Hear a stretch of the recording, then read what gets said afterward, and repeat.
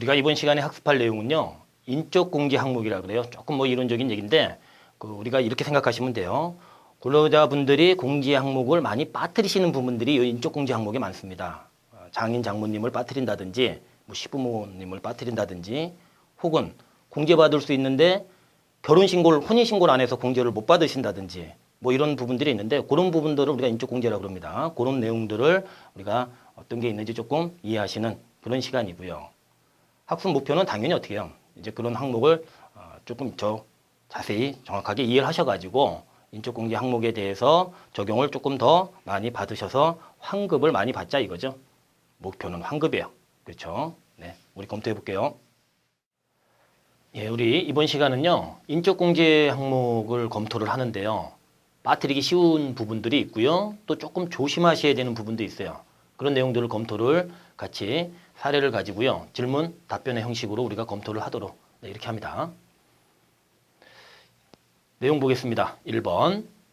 시골에 따로 사시는 부모님, 장인, 장모, 시부모가 공제가 가능한지 이렇게 되어 있는데 답변을 보시면요. 본인이 실제로 부양하고 있으면 따로 사는 부모님, 장인, 장모, 시부모 포함해서요. 법이 정한 요건을 갖추면 공제가 가능하다. 굉장히 조심하셔야 됩니다. 우리 일반 근로자분들이요. 따로 사시는 부모님이 있죠. 시골에 이제 주로 계시거나 혹은 다른 지방에 계시거나 그런 경우에 공제가 안 되는 걸로 알고 있어요. 그래도 공제가 됩니다. 생각을 해보세요. 지방에 사시면 생활비 안 보내드릴 거예요. 자식된 놀이 해야죠. 그렇죠. 공제됩니다. 또 많이 놓치시는 게 뭐냐면 장인, 장모님, 시부모가 공제가 안 되는 걸로 생각을 하세요. 본인의 아버지, 어머니만 생각하시고 배우자의 아버지, 어머니는 공제가 안 되는 걸로 생각하시는데 공제가 됩니다. 이게 또 하나 조심하실 게 2번이네요. 자, 할아버지, 할머니가 공제가 가능한가? 자, 우리 법은 부모님이 공제 대상이 아닙니다. 직계 존속이 공제 대상이에요. 그러면 아버지의 아버지, 조부죠. 저한테 공제 가능합니다. 당연히 할머니도 가능한 것이고요. 그러니까 물론 이제 배우자 기준으로도 우리가 가능한 거니까 외가도 가능한 거예요. 그거 다른 분이 기본 공제를 받고 계시지 않다면 본인이 기본 공제를 받으시면 됩니다. 아니 근데요. 아버지, 어머니 시골에 사시고 할아버지도 따로 사시는데요. 동본에 없는데요. 그럼 어떡합니까? 가족관계 증명서 내시면 돼요. 가족관계 증명서. 그러면 공제가 됩니다. 많이들 빠뜨리시는 거 짚어드렸고요. 자, 3번입니다. 3남매인 경우 부모님에 대한 인적 공제는 누가 받아야 되는가? 자, 모시고 사는 자가 공제를 받는 것이고 모시고 사는 자가 없다면 신청하는 자 1인만이 공제가 가능한 것이다. 우리 근로자분들 가운데 부모님 공제를 잘못하셔가지고요. 많이 추징되는 케이스입니다. 3남매라고 해볼까요? 그럼 3남매가 3분 다 신청하시는 거죠. 부모님에 대해서. 안 됩니다. 우리 법은 한 분만 인정해요. 그러니까 3남매 가운데 한 사람한테만 부모님 공제를 인적 공제 인정한다는 거죠. 그럼 누가 받는 게 맞느냐? 모시고 사는 자가 받는 거예요. 근데 3남매가 다 따로 살면 어떡할 거냐? 부모님과. 그렇다면 한 사람만 받는 겁니다. 그러니까 저는 이게 가끔 그렇게 말씀을 드려요. 소득이 많은 형일 수도 있고 오빠일 수도 있고 뭐 동생일 수도 있지 않습니까? 그쪽이 받는 거예요. 뭐 8천을 받고 한쪽은 2천만 원 받는다. 그러면 큰 쪽한테 몰아주면요. 환급세액이 근 200만 원 가까이 차이가 납니다. 계산하면 150만 원 막 이렇게 차이 나요. 그러면 그거 환급 받아서 식구들끼리 회식하셔라. 조카들 용돈 줘라. 그럼 가족관계 어떻게 되겠어요? 돈독해지겠죠. 그렇죠? 가게 살림에도 보탬이 되고요. 그렇죠? 그렇게 해서 한쪽이 받으셔야 되고요. 3남매 다 받으시면 안 됩니다. 그다음에 4번째. 올해 중 직계 존속이 사망하셨는데 공제가 가능한가? 답변 보시면요. 자, 공제가 가능하네요. 그죠? 직계 존속이에요. 아버지, 어머니뿐만 아니라 어떻게 해요? 할아버지, 할머니도 된다 이거죠. 그러면 돌아가신 해까지는 어떻게 해요? 자식된 돌이 했을 거다 이겁니다. 따라서 돌아가신 해까지는 공제가 가능하기 때문에 연말정산 하실 때 빠뜨리지 않으셨으면 좋겠습니다. 그리고 이 강의를 안 들으는 다른 분들은 모르실 거예요. 혹시 문상 다녀오셨으면 알려주세요. 서로 돕고 살아야죠. 그렇죠? 다섯 번째입니다. 공무원 연금을 받고 계신 부모님에 대해서 공제를 받을 수 있는지. 이게 제일 안타까워요. 공무원 연금을 받고 계시면 혹은 국민연금을 받고 계시면 뭐 한 달에 100만 원 넘게 받으시는데요. 국민연금은 그렇게 받기는 요새 쉽지는 않지만 그러니까 1년이면 꽤 되잖아요. 그래서 공제가 안 되는 걸로들 많이 오해하고 계세요. 반드시 공제가 안 되는 게 아니고요. 그렇다고 반드시 되는 것도 아닙니다. 그럼 뭐 어떻게 하라는 얘기냐? 공단에다 문의해 보세요. 공단에다가. 그러면 아마 대부분 되실 가능성이 높습니다. 된다 안 된다 6대 4로 봅니다. 저는. 혹은 7대 3까지 갑니다. 그러니까 포기하지 마시고요. 한번 문의해 보세요. 의외의 좋은 결과를 갖고 올 수 있습니다. 국민연금은 거의 될 거예요. 공무원연금은 조금 문의해서 확인하시고요. 6번. 연령 미달로 인해 기본공제를 받지 못하시는 부모님에 대한 소득공제 항목이 어떤 것이 있는가? 우리나라 지금 연말정산할 때 부모님에 대해서 소득공제를 받으시려면 부모님 연세가 60세 이상이셔야 돼요. 근데 어머님이 전 아직 젊어요. 20대라. 어머님이 50대, 아버지도 50대. 이러면 기본공제를 못 받잖아요. 그러면 부모님 때문에 공제를 받을 수 있는 게 하나도 없느냐? 그렇지는 않습니다. 본인이 60세가 안 되시는 부모님을 위한 의료비를 지출을 하셨거나 그렇잖아요. 치료비를 약값을 대드릴 수도 있잖아요. 그 다음에 제 카드죠. 그거 이제 부모님이 쓰시면 그거는 본인이 갖다가 공제가 가능합니다. 우리 법이 나이를 묻지 않는 게 그 의료비하고 카드 사용액에 대한 공제입니다. 빠뜨리지 마시고요. 네, 7번. 결혼식은 안 하고 혼인신고만 되어 있는 배우자가 배우자 공제 대상인가? 8번. 결혼식만 하고 혼인신고를 하지 않은 경우에 배우자 공제 대상인가? 세법은 법률혼 관계를 배우자로 인정할 것이냐, 사실혼 관계를 배우자로 인정할 것이냐 이 문제입니다. 근데 우리 젊은 분들 가운데 애 낳고 혼인신고 해야지 이런 분들이 있어요. 의외로요. 그러면 결혼식은 하셨지만 어떻게 혼인신고가 안 돼 있죠? 그러면 법률혼 관계가 아니죠? 그러면 공제 못 받습니다. 무슨 얘기예요? 우리 세법은 법률혼 관계를 부부관계로 인정하는구나. 그 얘기입니다. 따라서 결혼식은 안 했어도 반대로 혼인신고를 해놓으시면 어떻게 해요? 그건 공제가 되는 거죠. 법상 부부니까 확인하셔야 되고요. 또 하나 조심하셔야 될 게 이 법률상 부부라는 건 본인이 부부인 관계만 요구하는 게 아니라 뭐 아버지 어머니가 재혼을 하셨다든지 그러면 그 직계 존속 있죠? 계부나 계모의 그 관계도 공제가 되는데 법률혼 관계셔야 됩니다. 근데 이제 많이들 혼인신고를 안 하시죠, 어르신들이. 그래서 공제를 못 받는 거지. 계부니까 계모니까 안 되는 게 아니에요. 극단적으로 하나 예를 말씀드려 볼까요? 자, 저희 아버지 어머니가 이혼하셨어요. 근데 두 분 다 제가 새로 새어머니, 새아버지 모신 거예요. 그럼 저는 4번 공제가 가능합니다. 친모, 친부, 계부, 계모 이렇게요. 이렇게. 물론 두 분 다 어떻게 해요? 법률혼 관계해야 됩니다. 네. 9번째, 맞벌이 부부인데 배우자의 근로기간이 3개월 미만이면 배우자 공제가 가능한가? 우리 소득은 이제 100만 원 기준으로 하고 있어요. 배우자가 100만 원 못 벌면 이게 소득이 없거나 작다라고 보는 거죠. 그렇다면 본인이 부양하는 걸로 봅니다. 따라서 반드시 된다, 안 된다라고 볼 수는 없고요. 그 소득 금액이 얼마인지 따라서 달라진다. 그다음에 10번이나 11번 같은 경우는 이제 요새 이제 고용지원센터로부터 휴직급여를 조금 받는 경우, 그렇죠? 또 실업급여를 받는 경우예요. 이런 경우에는 우리가 비과세 소득이다 이렇게 얘기해요. 비과세 소득이라는 건 세금이 없는 소득이다 그렇게 얘기하는 겁니다. 이런 부분은 소득이 아니기 때문에 소득으로 보지 않기 때문에 그걸 가지고 공제가 안 됩니다. 이렇게 판단하지 않습니다.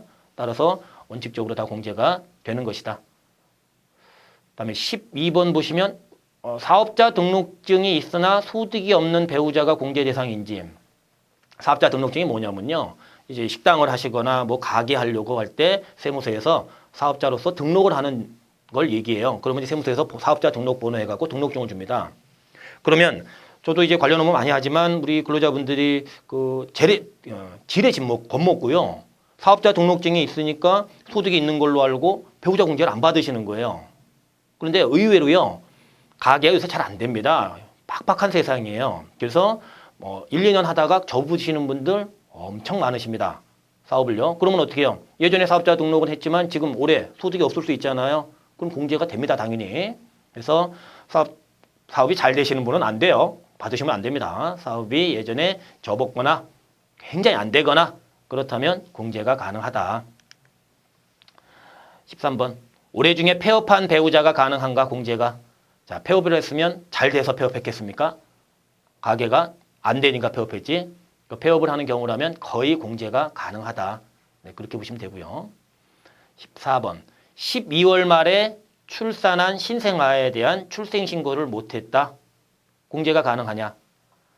자, 출생신고를 요건으로 할 거냐? 우리 세법이 아니면 출생한 사실을 갖고 공제를 해줄 거냐? 12월 31일 날 애를 출산했는데 누가 그 동사무소 가갖고 출생신고를 바로 그날 합니까? 힘들죠? 그래서 출생신고가 안 돼 있어도 출생증명서로 확인이 가능하면 공제가 됩니다. 그러니까 12월 말에 우리 혹시 배우자라든지 본인이 출산을 하셨으면요. 그 부분 자녀에 대해서 공제 신청하시면 됩니다. 15번. 이혼으로 인해 친권을 엄마가 행사하고요. 아버지가 양육비의 일부를 지급할 때 해당 미성년자인 자녀를 공제받을 수 있느냐? 요새 이혼들 많이 하시는데 참 가슴 아픈 일이죠. 그래서 애는 엄마가 그리고 아빠는 양육비를 대주는 그런 상황입니다. 그러면 배우자 공제는 안 돼요. 왜? 법률상 부부가 아니죠. 이혼을 했으니까. 그렇지만 그 애는 양쪽의 관계에서 나온 직계비속이잖아요. 그래서 그럴 때는 엄마가 받든지 이혼을 했어도 아빠가 받든지 세법이 둘 중에 한 사람이 받을 수 있는 걸 허락을 합니다. 그러니까 주로 이제 아버지가 소득이 있으니까 양육비를 댈 거 아니에요. 그러면 이혼을 했다고 해서 자녀까지 안 되는 건 아니다. 예, 찾아서 공제 받으시고요. 가슴 아픈 가족사지만 혜택은 받으셔야죠. 16번.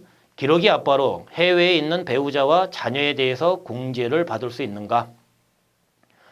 본인은 대한민국에서 열심히 경제활동 하시고 배우자하고 애는 어떻게 해요? 외국 나가서 공부활동 하는데 배우자는 뒷바라지하고 그럼 당연히 학비라든지 생활비 안 보내드립니까? 그럼 처자식 뭐로 먹고 삽니까? 그렇죠? 당연히 세법은 상식적으로 생활비라든지 학비를 보내줄 거다. 따라서 공제가 가능하다 이겁니다. 17번. 손자, 손녀가 공제가 가능하냐? 직계 존속이라고 그랬습니다. 아버지, 어머니뿐만 아니라 조부, 조모도 된다 그랬죠. 마찬가지로 직계 비속이라고 되어 있습니다. 우리 법에. 아들, 딸이라고 되어 있지 않다 이거예요. 자녀가 아닙니다. 따라서 손자, 손녀도 공제 대상 부양가족에 해당이 됩니다. 가끔 그런 경우 있어요. 우리 애가 대학생인데 어떻게 해요? 결혼을 해달라고 그러는 거예요. 안 하면 죽겠다고. 이게 그 시집을 갔습니다. 결혼을 했어요. 장가를. 그런데 애까지 생기면 어떻게 해요? 그 부분에 대해서 누가 부양을 하겠습니까? 손자가, 손녀인데 할아버지가 해줘야 될 거 아니에요. 그렇다면 할아버지, 할머니가 그 손자에 대해서 공제를 받으시면 돼요. 예. 18번. 처남, 처제, 시동생도 공제가 가능하냐? 우리 법이요. 본인과 소득이 없는 배우자, 물론 소득이 있어도 돼요. 그 배우자의 형제, 자매까지 공제 대상으로 인정을 해줍니다. 그러면 제가 남자인데 저희 배우자의 동생, 자매, 그렇죠? 배우자의 동생이니까 저한테는 처제가 되겠죠? 그럼 처제도 배우자의 형제, 자매니까 제가 공제가 가능하다 이겁니다. 이게 물론 한 집 살아야 됩니다. 다른 데 사는 경우는 공제가 안 돼요. 19번. 지방에 있는 대학에 올해 입학한 동생이 학원 문제로 지방에 전입신고를 한 경우 공제가 가능하냐? 일단은 만 20세 이하여야 됩니다. 나이 요건이 충족이 돼야 되는데 제가 예를 들어 볼까요? 우리 애가 동생인데요. 얘가 올해 수능을 봐가지고 뭐 대전에 있는 한의대 들어갔어요. 그래가지고 제가 학교 근처에다 방을 하나 얻어줬어요. 근데 자기가 전입신고를 합니다. 그럼 어떻게 해요? 제 등본에서 빠져나가 있잖아요. 그럼 공제가 안 되느냐? 아닙니다. 학업이 끝나면 얘는 어떻게 해요? 다시 제가 우리 동생이 자리 잡을 때까지는 걷어서 보호 관찰하겠죠. 생활비 대줄 수 있고 학비 대줄 수 있고 그러겠죠. 그래서 공제가 가능합니다. 이거. 그다음에 20번 보시면 이제 어머니가 몸이 불편하신 환자인데 소득 공제가 가능한가? 요거 잘 활용해 주세요. 제가 볼 때 이게 가장 중요한 것 같네요. 어머니가요. 중증 환자세요. 요새 연세가 많고 그러시면 어떻게 해요? 몸이 아무래도 성하지 않은 게 대부분이십니다. 어르신들이요. 자, 그러면 우리 세법이 장애인으로 봐주는 부분이요. 이 중증 환자를 장애인으로 봐줍니다. 이게요. 관계구청에서 확인 안 해주던데요. 그런 분들은 당연히 장애인이고 이렇게 중증 환자는 어디서 확인해 주는 거냐면 병원에서 증명서를 발급을 해줍니다. 그게 장애인 증명서예요. 보통 우리 중증이다 그 중한 병이면 어디 가요? 큰 병원 가죠? 큰 병원 가서 중증 환자 해당이 돼가지고 장애인 증명서 발급이 가능합니까? 그러면 해줘요. 그럼 그거 받으시면 장애인 공제를 받으실 수가 있어요. 그 금액이 200만 원이에요. 금액 큽니다. 근데 어머니 연세가 72세시면요. 경로우대 공제도 가능하세요. 70세 이상이면 또 100만 원이 가능하세요. 그러니까 어떻게 해요? 추가 공제이기 때문에 이건 다 받으실 수 있는 거예요. 본인이 다 신청하셔서 장애인 공제도 받으시고 기본 공제는 당연히 되고요. 150. 장애인 공제도 받으시고요. 경로우대 공제도 꼭 신청을 하셔서 받으면 금액이 제법 크기 때문에 공제가 많이 될 겁니다. 이게요. 그래서 우리 지금 인적 공제에 대한 얘기 20개 항목 가지고요. 검토를 같이 해봤습니다. 네, 이것으로 마치겠습니다. 퀴즈입니다. 내용 검토하셨는데요. 가볍게 보겠습니다. 자, 1번. 해당 과세기간 중에 결혼한 경우에는 배우자에 대해서 기본공제를 받을 수 있으나 이혼한 경우에는 이혼한 배우자에 대해 기본공제를 받을 수 없다. 조금 이제 불합리하다라고 생각하시는 분들도 있는 부분인데 일단 답은 O입니다. 뭐냐면 우리가 12월 31일 기준으로 따지게 돼 있다. 이렇게 돼 있어요. 그러니 12월 30날 결혼하시면 어떻게 해요? 공제가 되는 거죠. 12월 31일 현재 배우자니까. 12월 30날 이혼하시면 어떻게 해요? 가슴이 아픈 거예요. 12월 31일 현재 배우자가 아니니까 공제를 못 받습니다. 예. 그런데 조심하셔야 돼요. 법률혼 관계만 인정합니다. 혼인신고가 돼 있으셔야 돼요. 내년도 결혼, 뭐죠? 차후년도에 결혼 날짜를 잡으셨어도 혼인신고를 미리 해놓으시면 공제가 가능하겠죠.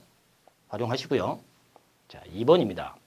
해당 과세 기간 중에 출생한 자는 기본공제 대상이나 해당 과세 기간 중에 사망한 자는 기본공제 대상이 아니다. 정답은 X예요. 해당 과세 기간 중에 출생한 자 당연히 기본공제 됩니다. 그렇죠? 출생공제도 받으시고 자녀 양육공제도 받으시고 빠뜨리지 마시고요. 해당 과세 기간 중에 사망을 했습니다. 아버지가 사망을 했다고 해보겠습니다. 그러면 돌아가시기 전까지 부양했겠죠? 자제분들이 세법 상식적이에요. 돌아가신 해까지는 공제가 가능합니다. 우리 근로자분들이 많이 빠뜨리시는 거예요. 돌아가신 분이 계셔도 그 해까지는 공제 받으세요. 3번. 계부, 계모와 의붓 자녀를 실제 부양하는 경우에도 기본공제 대상이 되지 아니한다. 정답 X인데요. 지금 우리 세법이 혈연관계를 그렇게 굳이 따지지 않으려고 합니다. 새어머니가 오셨다. 새아버지가 오셨다. 그러면 공제가 안 되느냐? 저랑 피가 안 섞였을지는 몰라도 세법은 부양할 거 아니냐? 이렇게 봐줍니다. 공제 대상이 됩니다. 다만 계부, 계모, 우리 친모, 친부랑 어떻게 해요? 혼인신고가 돼 있으셔야 돼요. 법률혼 관계해야 됩니다. 그래서들 많이들 못 받으세요. 가슴 아픕니다. 그다음에 의붓자녀예요. 제가 애 딸린 여자랑 재혼을 하면 어떻게 해요? 그 애는 제 피가 안 섞였죠? 그렇지만 제가 부양할 거 아닙니까? 공제가 됩니다. 이게 그래서 계부, 계모, 의붓자녀에 대한 부분 요새 이혼도 많이 하시고 뭐 새로 결혼하시고 그렇게 하는데 기본공제 대상이 되는 거 활용하셨으면 좋겠습니다. 네, 이상입니다.